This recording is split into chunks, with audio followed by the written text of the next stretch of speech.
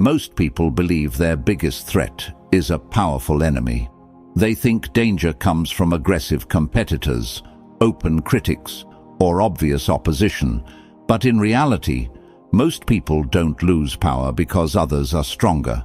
They lose it because they quietly make their enemies stronger. Not through confrontation, not through conflict, but through exposure. Every time you reveal too much, every time you react emotionally, every time you make your patterns obvious, you make yourself easier to read. And the moment someone can read you, they can manage you. This is one of the most important principles of power, understood by Niccolò Machiavelli. Power does not shift when someone attacks you. Power shifts the moment you become predictable, because predictability creates control. If people know what hurts you, they know where to press. If they know how you react under pressure, they know how to provoke you. If they understand your emotional patterns, they know how to move you without force. And the most dangerous part is this: power is rarely lost suddenly. It erodes, slowly, through small visible behaviors, through oversharing, through quick reactions, through unnecessary explanations, through emotional exposure that feels honest, but is strategically careless. Many people believe their openness makes them authentic.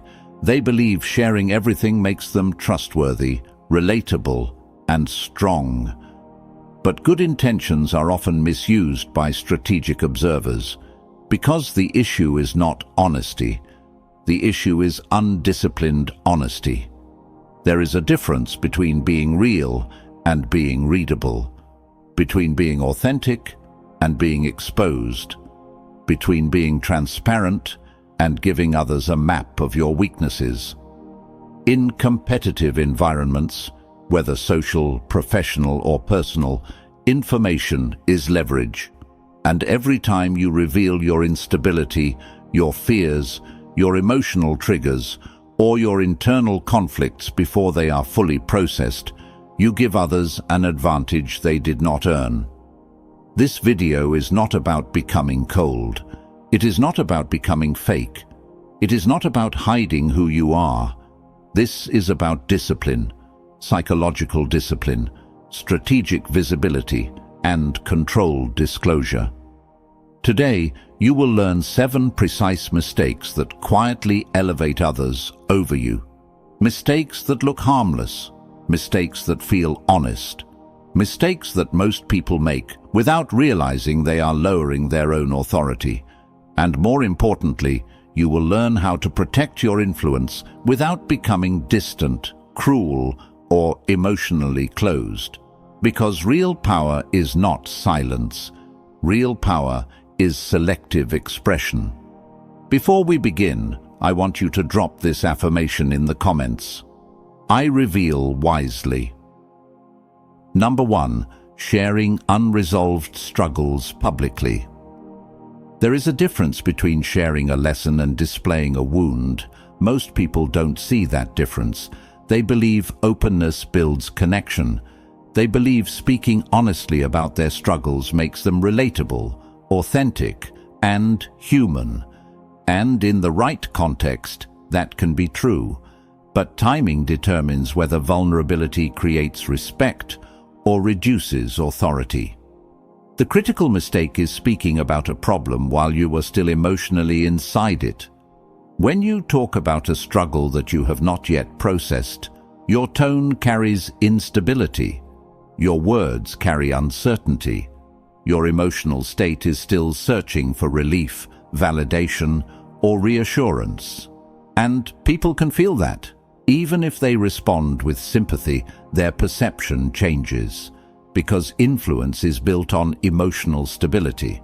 When others sense that your internal state is unsettled, they begin to question your strength, your judgment, and your reliability under pressure. This doesn't mean you should never speak about difficulties. The issue is not honesty. The issue is unfinished honesty. There is a powerful difference between these two statements. I went through a difficult period, and here's what it taught me, and "I'm struggling right now, and I don't know how to handle it." The first communicates growth. The second communicates instability. When you share a processed experience, the message is controlled. The emotion is regulated. The narrative shows resolution, insight, and strength. But when you share an active struggle, you are exposing your emotional position in real time. And once that position is visible, it becomes information. In supportive environments, that information may be treated with care. But not everyone operates from support. Some people observe quietly. They store what they learn. They remember your stress points, your fears, your doubts, and your moments of weakness. Later, under pressure or competition, that information becomes leverage. Another danger of public emotional processing is authority erosion. Authority is not about being perfect. It is about being steady. When your emotional state appears unstable in public spaces, your perceived reliability decreases. People begin to see you as reactive rather than grounded. Even if your skills remain strong, your psychological position weakens. Because in any environment, people trust stability more than honesty. This is why strategic individuals process privately and communicate selectively. They talk about outcomes, not emotional chaos. They share lessons after clarity, not during confusion. They reveal growth, not turbulence. Another factor is audience selection. Not everyone deserves access to your internal struggles. Emotional transparency should be earned, not broadcast. Trusted individuals who have proven discretion and loyalty are different from general audiences, co-workers, or social platforms. Public vulnerability creates permanent records. Private processing creates controlled relationships. And control protects influence. This does not mean hiding your humanity. It means protecting your emotional timing. Because when people see you only during the storm, they remember instability. But when they see you after the storm, they remember strength. The shift is simple but powerful. Share resolution, not emotional volatility. When your story communicates clarity instead of confusion, your experiences increase your authority instead of weakening it. Number 2, assuming fairness is universal. One of the fastest ways to strengthen your opposition is to assume that everyone thinks the way you do. Most people believe fairness is a shared value. They believe that if they act with balance, honesty, and good intentions, others will naturally respond the same way. But in reality, people operate by incentives, not ideals. Some value cooperation, some value advantage, some value loyalty, others value opportunity. When you project your standards onto someone who operates differently, you misread the situation. And misreading people creates vulnerability.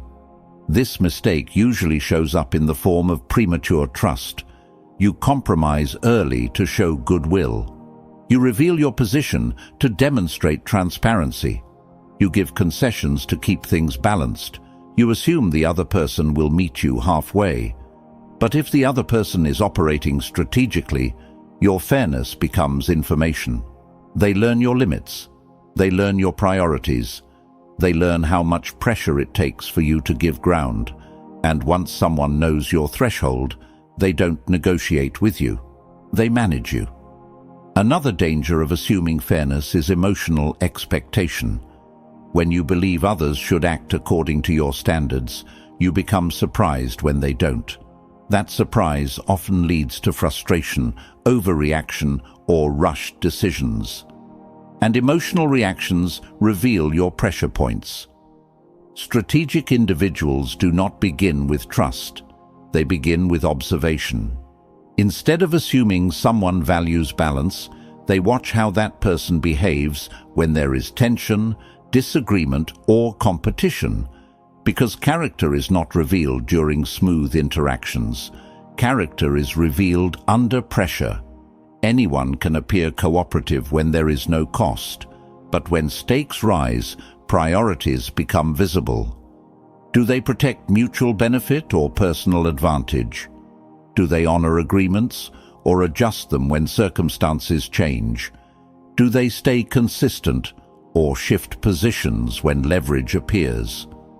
These patterns matter more than promises. Another common mistake is early compromise. Many people believe that giving something first creates goodwill and encourages reciprocity. Sometimes it does, but with strategic personalities, early compromise signals flexibility without resistance. Instead of creating trust, it lowers your perceived negotiating strength. They don't see generosity, they see room to push further. Positioning matters. When you hold your ground calmly and avoid unnecessary concessions, you communicate stability. You show that cooperation is possible, but not automatic. That balance earns more respect than early accommodation. The goal is not suspicion. The goal is clarity. Trust should be built on observed behavior, not assumed character. This requires patience. Strategic patience means allowing people to reveal their patterns over time. Small inconsistencies, subtle boundary tests, and pressure responses provide more accurate information than words ever will. Once you understand someone's incentive structure, your decisions become more precise.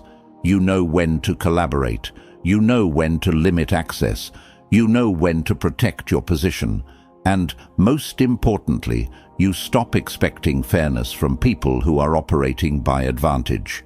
Because expectations create emotional exposure, observation creates control. When you stop projecting your standards onto others and start studying their incentives, you remove one of the biggest ways people quietly gain leverage over you. Now, I want you to drop this affirmation in the comments. I observe first. Number 3. Reacting to subtle provocation. Not all attacks are loud. The most effective ones are quiet. A small comment delivered with the wrong tone, a slight interruption, a dismissive look, a casual joke that feels just a little personal. These are not accidents. In many environments, subtle provocation is used to test emotional control. It is not meant to create conflict. It is meant to study your reaction, because reactions reveal sensitivity, and sensitivity creates leverage. Most people think power is shown through strong responses. They defend themselves quickly. They correct the comment. They explain their position. They adjust their tone to show they were affected. But the moment your emotional state becomes visible, information is exposed. A slight shift in your voice, a longer explanation than necessary, a defensive clarification, visible discomfort. These are micro-reactions, and strategic observers pay attention to them. They are not focused on the words you use, they are studying what moves you. If a small comment changes your energy, they learn where your emotional boundaries are thin. If you rush to defend your competence, they learn you're sensitive about status. If you react to mild criticism, they learn pressure works on you. Once someone identifies your triggers, they don't need to challenge you directly. They only need to apply subtle pressure in the right place. That is how leverage is created without confrontation. The real danger is that most people react automatically. They don't pause. They don't evaluate the intent. They respond emotionally because the moment feels personal. But power lives in delayed response. When you control timing, you control visibility. Instead of reacting immediately, you allow space. You let the moment pass. You observe the context. Was the comment intentional? Was it a test? Was it casual or strategic? That pause protects your emotional position. Calm neutrality creates uncertainty for the other person. They don't get the feedback they were looking for. They cannot measure your sensitivity. They cannot confirm whether their attempt had any effect. And when someone cannot read your emotional impact, their ability to manage you decreases. Silence, when controlled, is not weakness. It is emotional discipline. Another important factor is emotional economy. Every visible reaction costs psychological positioning. The more often your emotions shift in response to small stimuli, the easier it becomes for others to influence your state. But when your emotional baseline remains steady, your reactions become rare, and rare reactions carry weight. If you remain calm through minor pressure but respond firmly when something truly matters, people learn that your reactions are deliberate, not automatic. That perception increases your authority. It also changes future behavior around you. When subtle provocations fail to produce visible results, people stop testing you. There is no feedback, no leverage, no advantage to gain. Consistency in emotional control creates a protective barrier. Another mistake people make is over-explaining after a perceived slight. They try to correct how they were seen. They add context. They justify their reaction. But justification signals impact, and impact confirms sensitivity. Sometimes the strongest response is no visible response at all. Control your timing. Control your expression. Control what others are allowed to measure, because the less they can read your emotional pressure points, the harder it becomes to move you. Drop this affirmation in the comments. I stay composed. Number 4. Over-explaining your decisions. Many people believe that the more they explain, the more they will be understood. So they add context, they add reasoning, they add background, they repeat their logic in different ways, hoping clarity will create acceptance. But excessive explanation does not increase authority, it reduces it. Because the psychology of over-explaining sends a hidden message, I need you to agree with me. The moment your communication sounds like you are seeking validation instead of stating a decision, your position weakens. Others begin to sense uncertainty, even if your choice was correct. Authority is not measured by how detailed your explanation is. It is measured by how confidently you can stand behind a clear statement. When your decisions come with long justifications, multiple reassurances, and repeated clarifications, people don't just hear your reasoning, they hear your hesitation. And hesitation invites challenge. Strategic observers understand this pattern. If you feel the need to explain every decision in depth, they learn that pressure will make you talk more. They learn that disagreement will make you defend yourself. And once they know that, they don't debate your decision. They question your confidence. Another problem with over-explaining is that it opens negotiation where none was needed. When you present too much reasoning, people start picking apart the details instead of respecting the outcome. Instead of hearing the decision, they begin analyzing the explanation. Why this part? What about that option? Have you considered this instead? You unintentionally move the conversation from direction to debate. Clear authority works differently. Strong communicators state their position simply and directly. They give enough information to provide context, but not so much that the decision feels open for approval. Concise communication signals internal certainty. Certainty discourages unnecessary resistance. Another hidden danger of over-explaining is emotional exposure. The more you talk, the more your internal thinking becomes visible. Your doubts, your concerns, your priorities, and your pressure points all begin to surface. Information that was never necessary becomes available, and information creates leverage. Strategic communication protects your internal process. You share outcomes, not your entire mental journey. You reveal direction, not every uncertainty you considered along the way. This doesn't mean being cold or dismissive. It means being precise.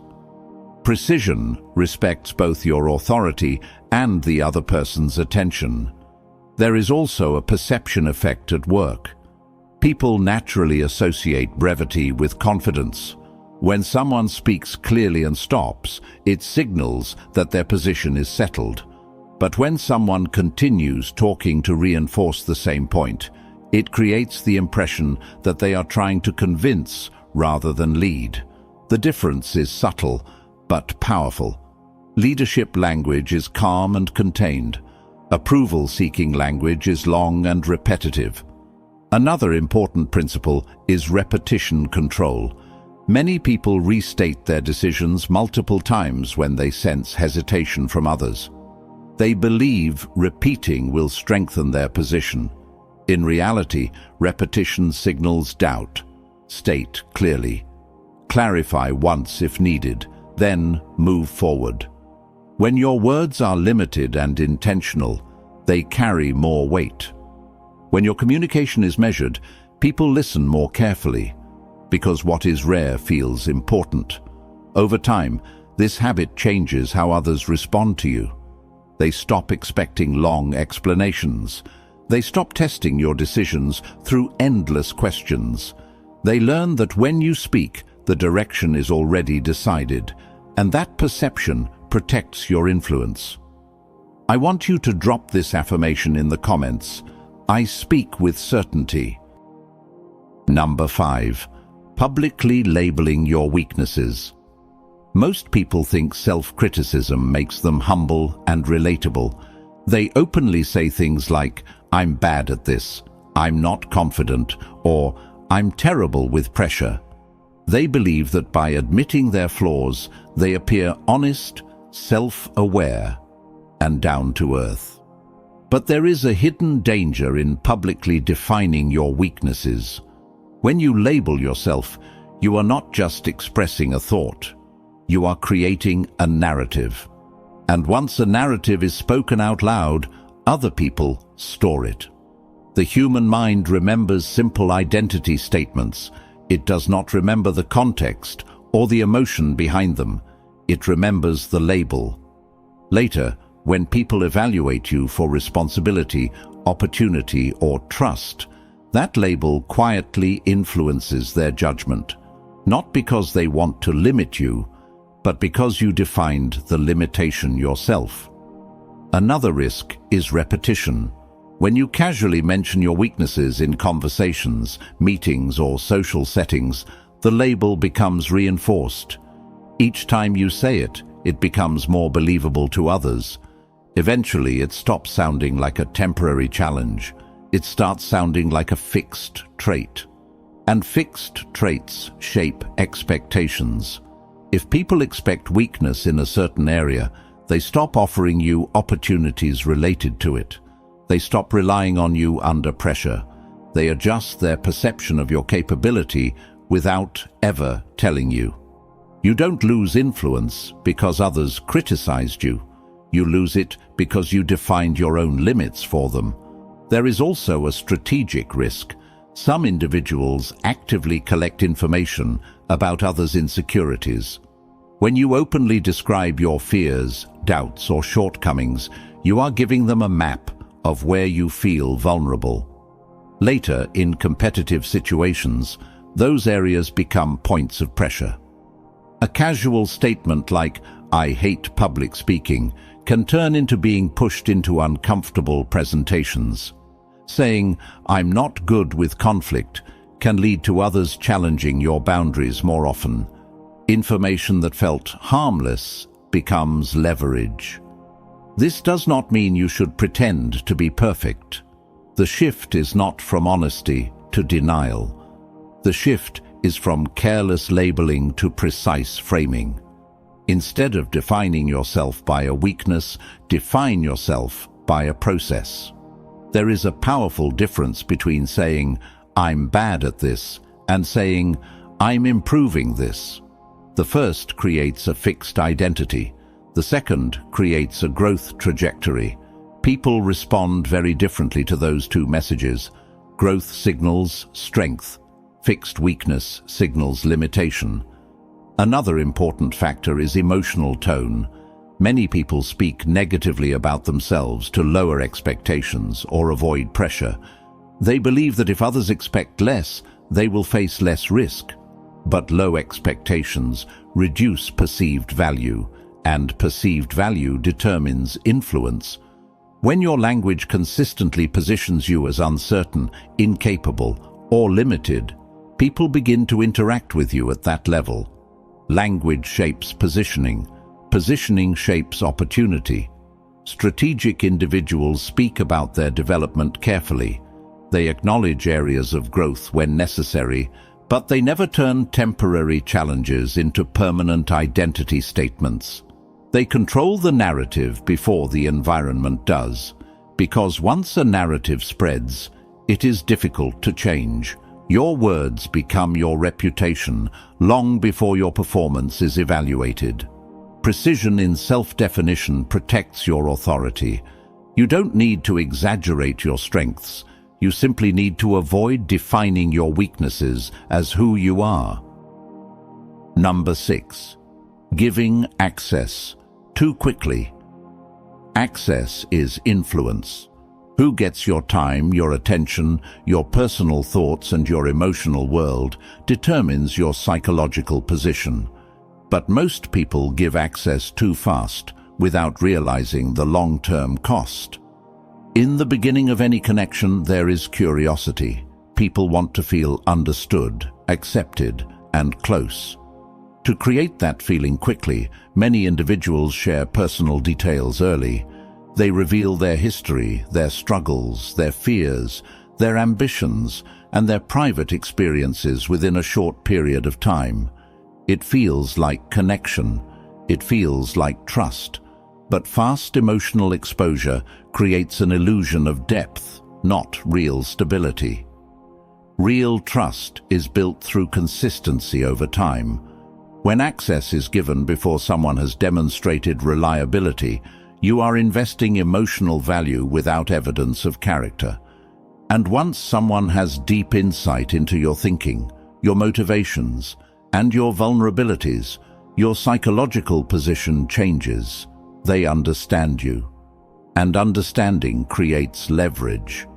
Another problem with fast access is value perception. The human mind assigns importance based on scarcity and effort. When personal information, emotional openness, and attention are given immediately, they feel ordinary rather than meaningful. Nothing had to be earned. Nothing had to be proven. And what comes easily is rarely treated carefully. Selective disclosure works differently. When you reveal your personal world gradually in layers, each level of access feels intentional. It signals that emotional depth is not automatic. It is based on observation, consistency, and time. This changes the dynamic. Instead of immediate closeness, there is progressive trust, and progressive trust increases respect. Another hidden risk of early access is misjudgment. In the early stages of any interaction, people are presenting their best version. Their behavior is controlled. Their tone is positive. Their intentions appear aligned. But early behavior does not reveal character. Character appears during disagreement, pressure, inconvenience, and time. If deep access is given before those situations occur, you are trusting a version of the person that has not been tested yet. Strategic individuals observe patterns first. They watch how someone handles delays, conflict, boundaries, and responsibility. They pay attention to consistency between words and actions. Only when behavior proves stable does deeper access make sense. This protects emotional energy and psychological positioning. There is also a power dynamic involved. When you reveal everything quickly while the other person reveals very little, the emotional balance becomes uneven. They understand you deeply, but you know very little about them. that imbalance increases their control over the interaction. Balanced disclosure creates balanced influence. Another common mistake is mistaking intensity for connection. Long conversations, personal stories, and emotional moments can feel meaningful, but intensity does not equal reliability. Some people connect quickly and disappear just as quickly. Depth should follow consistency, not emotion. When your personal world is revealed slowly, your presence feels structured and intentional. People recognize that closeness is not automatic, it is built. And what is built gradually is valued more highly. Layered access also protects your boundaries. If someone shows inconsistency, poor judgment, or lack of discretion early, the cost to you is minimal because deeper information was never shared. This is not about distance, it is about timing. You are open, but not immediate, warm, but not exposed, engaged, but not fully accessible. Because emotional access is one of the highest forms of influence, and influence should never be given in a single moment. Drop this affirmation in the comments. I reveal in layers.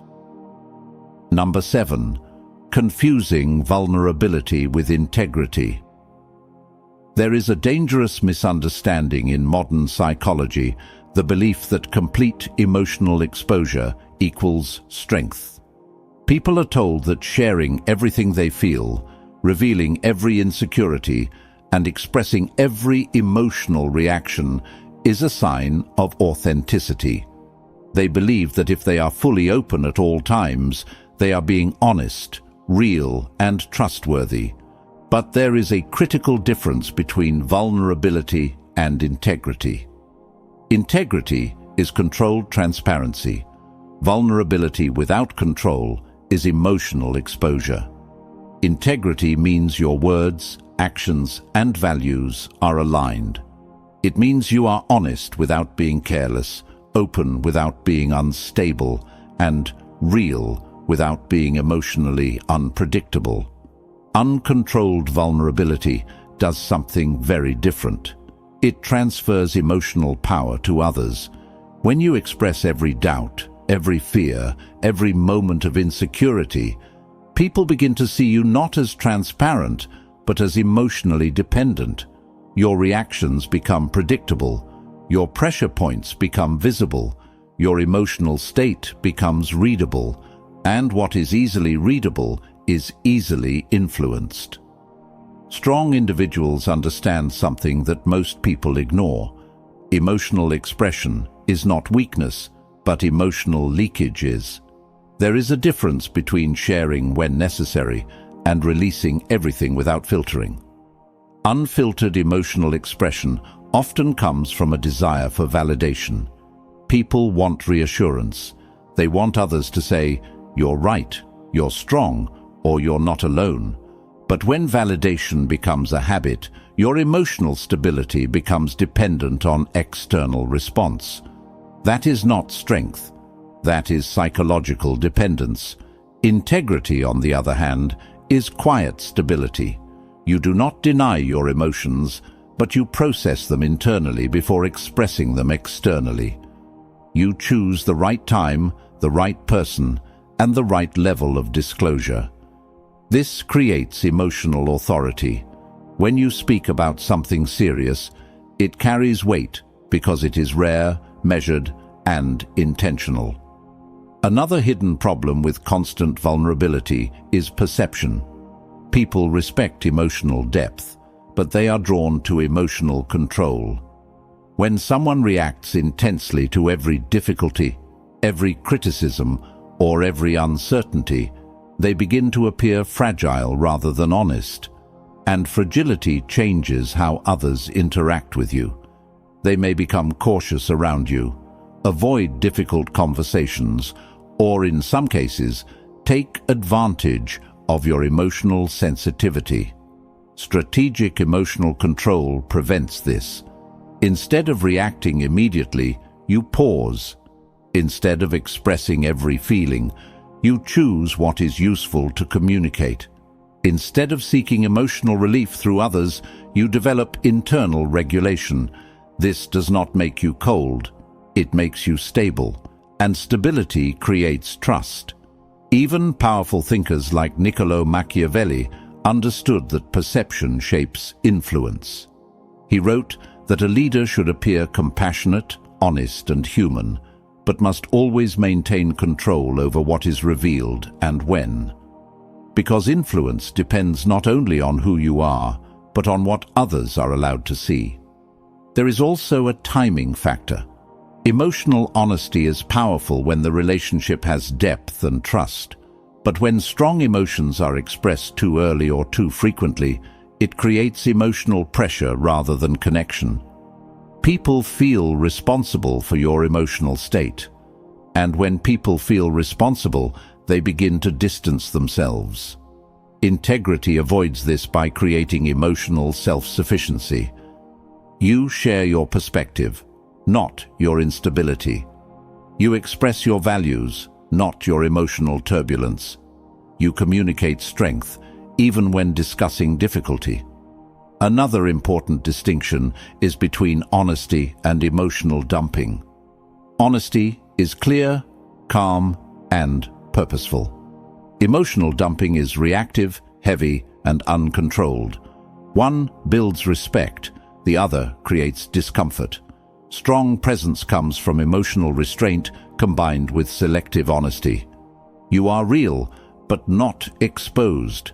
Expressive, but not reactive. Human, but not emotionally dependent. Because the strongest people are not those who reveal everything. The strongest people are those who feel deeply, process privately, and speak intentionally. Here is the truth most people never understand. You don't lose influence because others are smarter than you. You don't lose power because they are more aggressive, and you don't fall behind because the world is unfair. You lose power when you become easy to read. When your emotions are exposed too quickly. When your reactions are predictable. When your struggles, doubts, and pressure points are visible to anyone who is paying attention. Because once people understand your emotional patterns, they know how to manage you. They know what triggers you. They know what makes you defensive. They know where your limits are. And the moment someone knows your limits, your influence begins to shrink. Real strength is not about hiding who you are. It's about controlling what you reveal, when you reveal it, and who earns access to it. Honesty is not weakness. Kindness is not weakness. Emotion is not weakness. Careless exposure is. Power grows when your words are measured, when your reactions are delayed, when your emotional world is disciplined instead of broadcast. This is what strategic presence looks like. You become calm under pressure. You become steady under observation. You become difficult to predict. And when you become difficult to predict, you become difficult to control. This doesn't make you cold, it makes you precise. The goal is not distance, the goal is control. The goal is not to disconnect from people. The goal is to connect without surrendering your position. Because the strongest individuals are not the loudest, the most emotional, or the most expressive. They are the most composed. If this video helped you see your blind spots, take a moment right now. Like this video so more people can learn how to protect their influence. Share it with someone who needs stronger boundaries. And if you're serious about mastering power, discipline, and psychological control, subscribe to the channel. This is where strength is built, one insight at a time. Drop this final affirmation in the comments. I control my exposure. Remember this: when you speak less, observe more, and reveal with intention, your presence changes. And when your presence changes, the balance of power changes too.